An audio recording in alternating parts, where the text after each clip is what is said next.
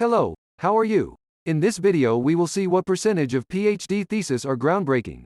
This video is brought to you by the Question Response channel, the channel where you will find the answer to everything. I thank Colin Riegels, William Brandler, Pete Moore PhD and Joshua Gross for answering this question. We'll start with Colin Riegels' first answer. Very few, but for good reasons. Great scientific breakthroughs in the modern age are very rarely the result of one genius working alone in a lab. They are the cumulation of the efforts of hundreds of scientists where periodically the aggregation of their work leads to a breakthrough.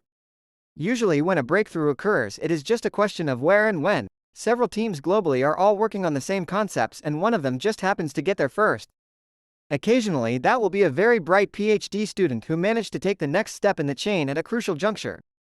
But for obvious reasons that is much less common than large well-organized and well-funded research groups.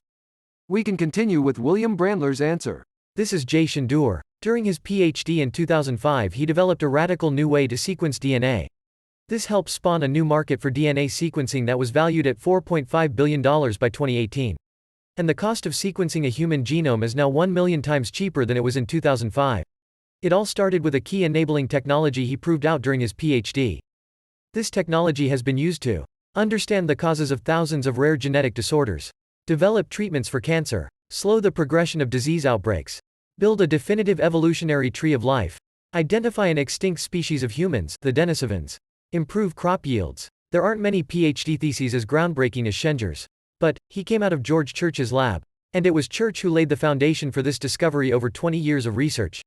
Professors enable their PhD students to be successful. The professors in turn are supported by the scientific community, universities, governments and charities.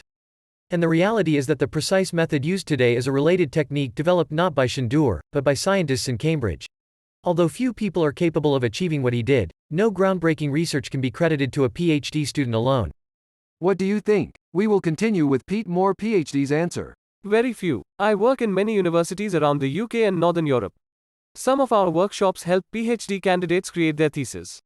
A key part of the day is getting them to look at the university rules on a thesis. These mark out what the candidates are being asked to achieve.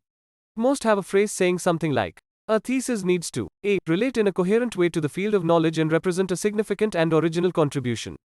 B. Show evidence of the candidate's CAPAC. Access this answer and support the author as a Quora Plus subscriber. Access all answers reserved by Pete Moore PhD. For Quora Plus subscribers. Access exclusive answers from thousands more participating creators in Quora Plus. Browse ad-free and support creators. Start free trial. Learn more. The next answer is from Joshua Gross. User 110288930532692251114 is technically correct, but come on, you mean, what percentage of dissertations contain vital scientific work that has a profound impact on research? The answer is that, near zero. This is a researcher's first major research work. Most will never conduct publication-level research again. Some won't publish their work. The idea of PhD students publishing, let alone publishing a lot, is very new in many disciplines.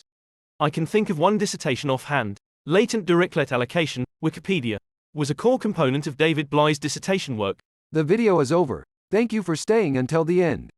I hope the video has you more. If so, you can subscribe and activate the bell to miss any video. Also remember to leave a like. Friends, it's now the end of this video. Remember to leave a comment to tell us if these answers are more for you. See you soon.